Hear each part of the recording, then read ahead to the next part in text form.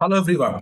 So today we're going to explain the fundamental difference between the two concepts, that is CAPA and PACA. So let's first find out the agenda for our today's video. So what we are going to cover today? We're going to cover what is the definition of CAPA, what is the meaning of PACA, corrective versus preventive, CAPA versus PACA, real world example.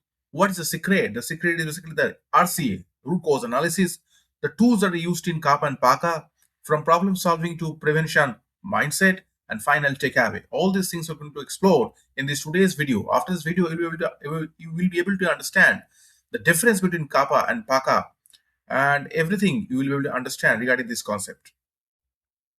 So first of all, I will start with the definition, that what is the definition of CAPA? CAPA is nothing but corrective action and preventive action. Corrective action is basically done to avoid the recurrence of the problem, and preventive action is done to avoid the occurrence of the problem. Here, the corrective action is done first and then the preventive action. Okay, so here it is basically a reactive to proactive approach. Okay, so CAPA, it is a structured approach that is used to identify a problem, find the root cause, take the corrective action, and prevent the recurrence. Okay, so it is widely used within the quality management system. So it is a reactive to proactive thinking approach. Okay, now we need to know that what is PACA. So PACA is basically PACA is preventive action and corrective action. So here preventive action is done first, so it is done basically to avoid the occurrence of the problem, and corrective action is basically done to avoid the recurrence of the problem. So PACA places preventive action first, emphasizes a more proactive approach and risk focused mindset that is looking for to avoid the potential failures before they become actual problem. So before the actual problem happens, you basically eliminate the potential cause for which the problem can happen by the approach, that is a PACA. So it is a reactive, it is basically proactive to reactive thinking. So proactive thinking is done first, then the reactive thinking. Okay, first we avoid the occurrence of the problem so that the problem at all doesn't happen, and then we do the corrective actions to avoid the recurrence of the problem. Now we need to know the corrective versus preventive mindset. So corrective mindset basically, why did the problem happen and how do we stop the recurrence? So corrective mindset is basically to have how can we avoid the recurrence after the problem has happened. You want to find out the root cause of the problem so that you can avoid the recurrence of the problem. That is being done in the corrective mindset. But in preventive mindset, we basically avoid the occurrence of the problem. What could go wrong and how can we stop it from happening? Before the potential failure happen, we need to avoid the problem so that it doesn't happen at all. That is the preventive mindset. So preventive mindset is basically, it is a proactive approach, but corrective mindset basically is a reactive approach, because after the problem has happened, you want to find out the root cause and you basically avoid the recurrence of the problem. That is being done by the corrective mindset. But in preventive mindset, you basically avoid the problem to happen the first time. So it is a proactive approach because you take all those steps in your process, in your systems, so that it doesn't happen at all, so that the problem doesn't create at all. That is basically a preventive approach. That is a proactive approach.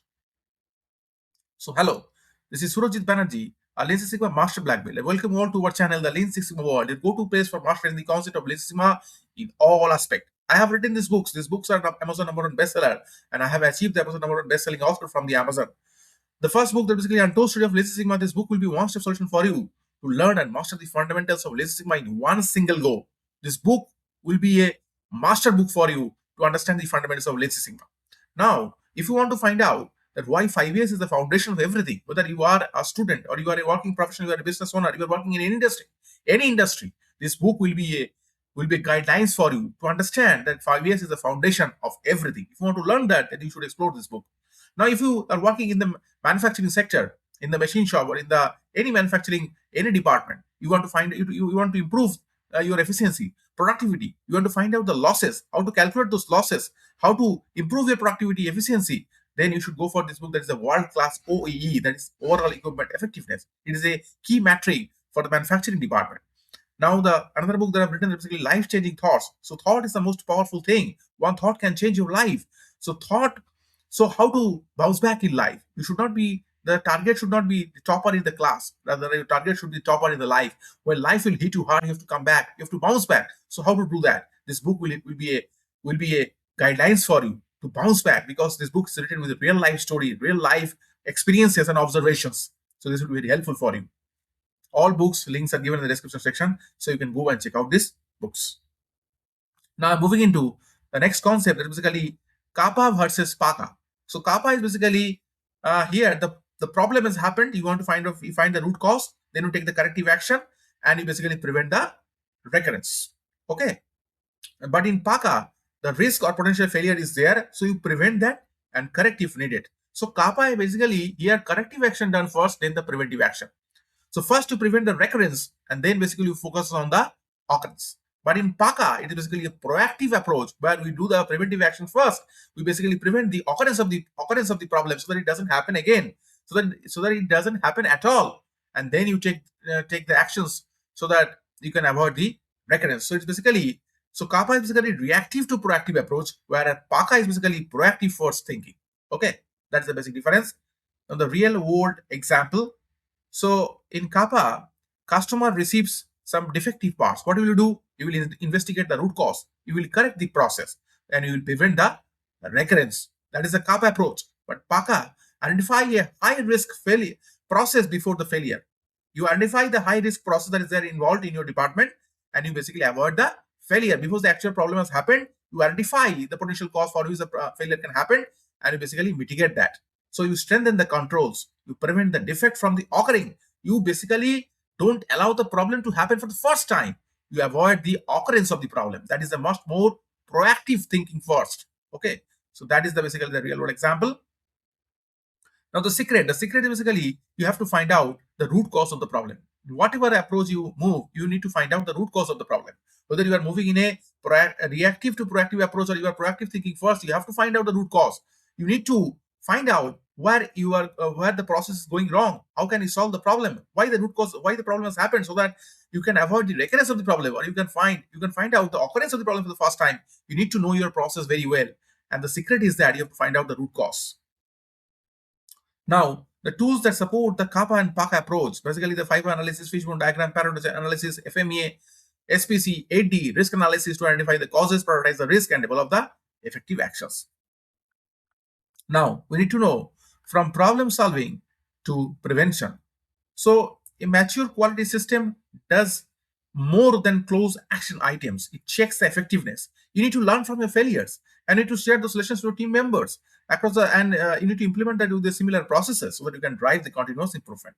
So that is the basic approach. That should be the mindset. That it should be the continuous improvement mindset. You need to learn from the previous experiences, previous failures, and you need to implement these things in your processes and the similar processes. And you need to share the experiences with the fellow team members. Okay, then only you can have a continuous improvement mindset.